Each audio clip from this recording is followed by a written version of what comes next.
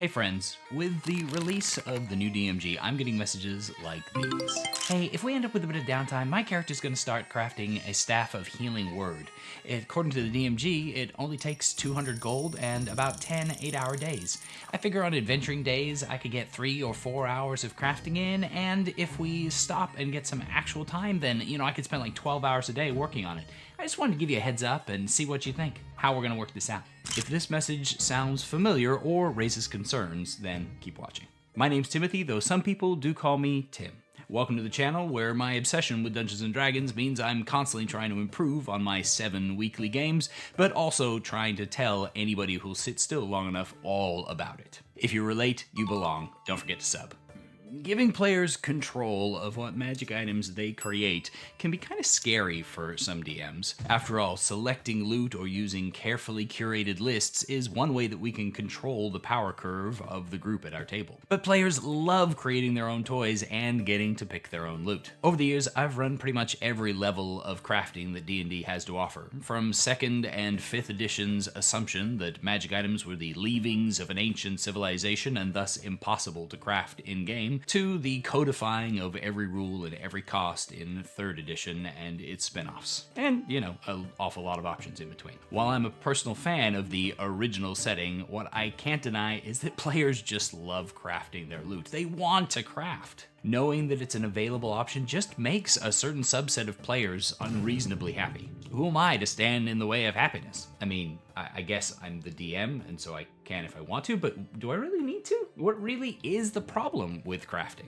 Aside from the control loss, it's just a fact that some magical items are superior to others, and players are naturally going to gravitate towards the best of the best instead of the sort of hodgepodge that we get in random tables or when the DM is carefully selecting the loot to manage the power curve. In a campaign where the DM's selecting the loot or randomly generating it, it's just possible that while you envisioned your character ending up like Captain America, you find yourself a +3 trident and a necklace of adaption, and oops, there you go, you're Aquaman. There could be a lot of fun story in these moments where the loot describes the character that you're going to continue on with, at least in their loadout and physicality. And there can be a lot of added challenges when the build that you're creating doesn't get the perfect and optimal option that you were hoping for. And there's a lot of story that can be injected in the lore and the like when you give an ancient leaving of a mystical civilization to a character versus when they go down to the local Walmart and purchase the components to build something themselves. All these concerns are legitimate, though none of them are impossible to overcome. I'm not trying to tell anybody to do anything any particular way, but I hope that maybe we can address a couple of these concerns together. To reiterate what a lot of other folk have already pointed out as sort of a public service announcement, do keep in mind that the Dungeon Master's Guide is intended as a tool for the Dungeon Master. It's not a buffet book for the players. It's actually intended by design that the DM will decide what in that book is introduced into the campaign or given to the players. So the first question you should be asking when deciding whether or not you're going to be crafting an item for your character is whether or not the DM is allowing crafting in the first place. Now, that doesn't mean that you have to play with a DM that doesn't allow you to have the rules that you want to play with, but it does mean that the book was written with a certain assumption that the players wouldn't necessarily be cherry-picking the rules right out of it. So DMs, if you're struggling with allowing crafting in your games, then realize that you have the power to just say no, and that's as intended. Nevertheless, if you're considering allowing crafting magic items, but you're concerned that it's just going to give carte blanche access to power for your player characters, there is a certain number of controls that have been built into the rules that aren't being talked about a whole heck of a lot. And I think that it's one way that you can keep things a little bit more reasonable while still sticking to the rules as written. In some editions of the game, crafting requirements have varied wildly from item to item in a big way, from gathering needed components to having specific feats, etc. This new system is honestly one of the simplest that we've had to work with in a long time. That said, every character that is involved in crafting has certain requirements placed upon them by these new rules. They not only must be trained in the Arcana skill, but must also be trained in the tool proficiency related to the crafting of the item in question. It's not terribly difficult to pick up these options in character creation, but it does mean that somebody who's looking to make magic items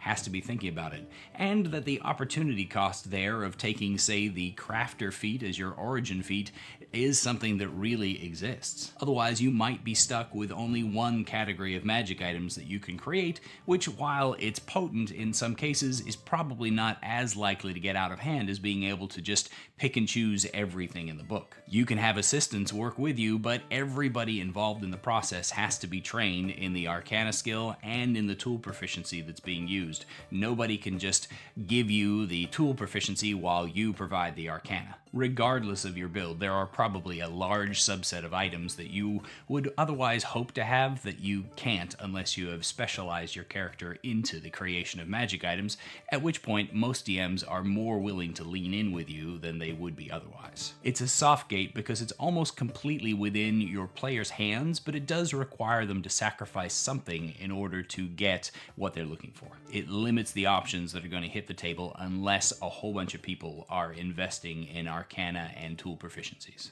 Meanwhile, a harder gate is included in the crafting time requirements. To return to our earlier example question of how much crafting you can do while you're on the road, the answer is generally none. Though you normally only march for 8 hours a day and rest for 8 hours a day, those remaining 8 hours are not unspoken for.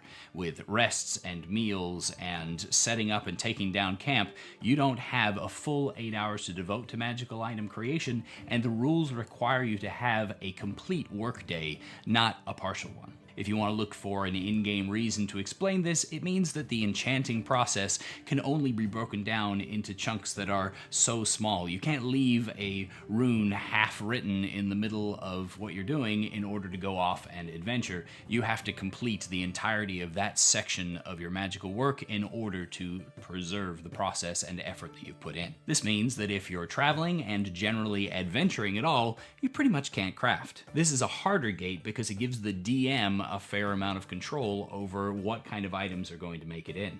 If you don't ever give anybody enough downtime, then the items are not going to present themselves, which certainly, given the ridiculously long crafting time for some of the larger and more powerful items, is a valid concern. If it's tough to get a day or two to rub together, then magic items are only going to trickle into your games.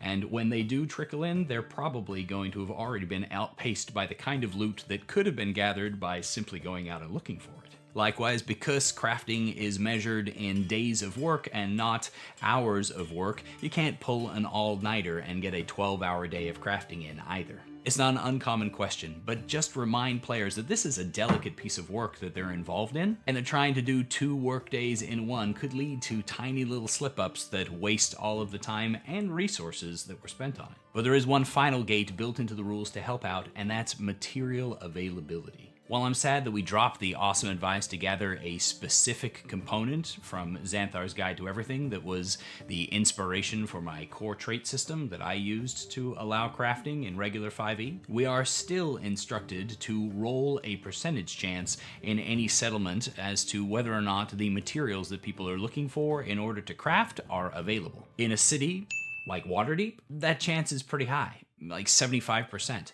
while in any other kind of settlement, the chance is a meager 25%, and you can only check once every 7 days. If you're a fan of hidden dice and fudging, then this is a place where you can regain control, albeit with a little bit of the feels bad, in my opinion. Even if you're not, and you're like me and you roll openly, I would reserve city status for only the most bustling settlements, and trust that the 25% chance every 7 days was going to slow and limit the number of crafted magic items that made it in, just to keep things from snowballing too quickly. But are these enough stopgaps to keep magic item crafting from getting out of hand? Probably at some tables, and probably not at others. If you need more restrictions in order to keep magic items rare and wonderful, then consider using the rules in Xanthar's Guide alongside the new DMG rules. Require that players track down plans for their magical items and find a specific rare component that is the basis for that item, that must be gathered through direct roleplay, combat, or exploration. Regardless, if your players are desperate to craft magical items and to engage in the wonder of it all, then I hope that you find a road to allow it. Because while permitting every rule that's in the DMG is not part of our job description, trying to find ways to increase the fun at our table falls squarely on our shoulders. So let's let them craft. Thanks for watching all the way to the end. Here's some video of my cats as your reward. See you in the next video.